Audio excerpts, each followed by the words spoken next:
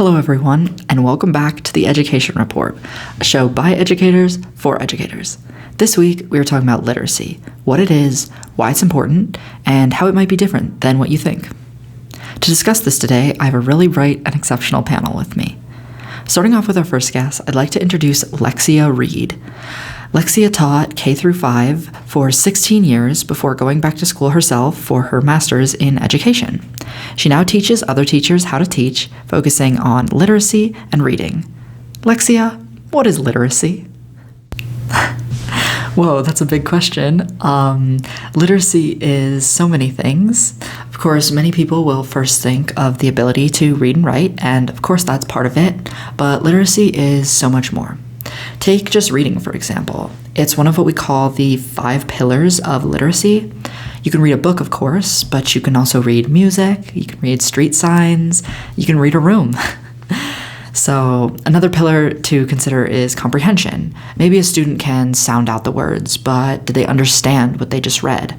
So that's why it's important to take a multidimensional approach to literacy beyond just reading and writing. We also need to think about vocabulary, right? What words are students learning? How are they learning them? When you're selecting texts or planning activities for your classroom, no matter your content area, these pillars of literacy are important to consider. Awesome. Thank you for laying that groundwork for us, Lexia.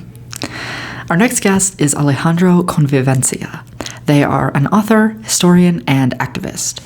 While Lexia's definition works with our more traditional concepts of literacy, Alejandro says there's a little more to the story. Alejandro, can you tell us about your work on expanded concepts on literacy? Sure. So my work is largely inspired by Goldie Muhammad's ideas on literacy. She has a great book called Cultivating Genius, which talks about literacy through the lens of identity, skills, intellect, criticality, and joy. It's important for students to know how to read and write, yes, but they need a why, too. Students should be learning how to organize and communicate their ideas so they can advocate for themselves and their communities. I'm intrigued by this word, criticality. Could you tell us a little bit more about criticality, what it means, and how it connects to literacy historically? Criticality is happening in the classroom when students examine systems of oppression and connect their course concepts to real-world problems and dynamics.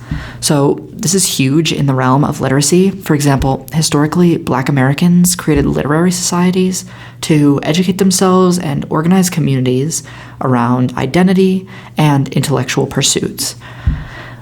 Literacy has always been intertwined with power, and many marginalized communities have used literacy to fight and advocate, but also to find joy in shared identities. Really well put. Thank you, Alejandro. And now our final guest here on our panel. Known by his students as Mr. K, he teaches art at Fort Collins High School in Colorado. His pedagogy emphasizes community and translanguaging, creating a welcoming space for multilingual students. Welcome to the show, Mr. K. Thank you for having me. Let me start off by asking, what is translanguaging and how do you incorporate it into your classroom? Translanguaging is so important, especially where I'm teaching. So in Colorado, upwards of 13% of students are MLs, that is multilingual learners. So I get a lot of students in my class whose language repertoires and proficiencies are all across the board. Translanguaging is the practice of giving space in the classroom for students to use the entirety of that repertoire. We want to move away from such an emphasis on English only and realize that by allowing students to express themselves in many languages, they can really connect with the content and with each other. A linguistically diverse classroom. I love it. I am wondering, though, is this possible for teachers who aren't bilingual? Great question. And the answer is yes, yes, and yes. Especially in this day and age, there are so many translation technologies and resources available.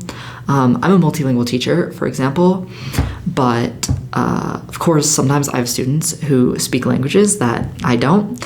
For example, when my Arabic-speaking students write answers in Arabic, I can simply use Google Translate to understand and evaluate their work. Yeah, and translation technology does seem to be getting better and better by the day. And it also seems like translanguaging connects back to some of the literary pursuits we discussed earlier, such as criticality and identity. I hope teachers, parents, and community members alike found this topic interesting. Thank you so much to our guests. We'll be back next week with a special episode on the history of redlining and how it impacts schools today.